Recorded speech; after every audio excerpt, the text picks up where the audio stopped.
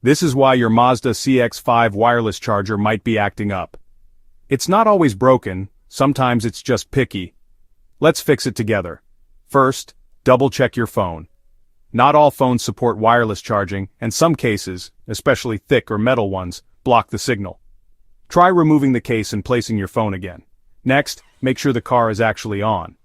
Some Mazdas only power the charger when the engine's running, not just in accessory mode. If your car is already on, look for a charger indicator light. No light usually means no power. Still nothing? Check the placement.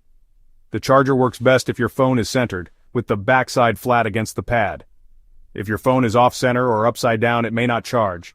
If you're still stuck, check for foreign objects. Coins, receipts, or even dust can mess with the charger's contact. Give it a quick clean and try again. Finally, if none of that works, restart your infotainment system, or as a last resort, consult your owner's manual. Sometimes a simple software update or fuse check can solve the problem. So before you panic, run through these easy checks. Most wireless charging issues are quick fixes. Thanks for watching, and don't forget to subscribe for more car tips.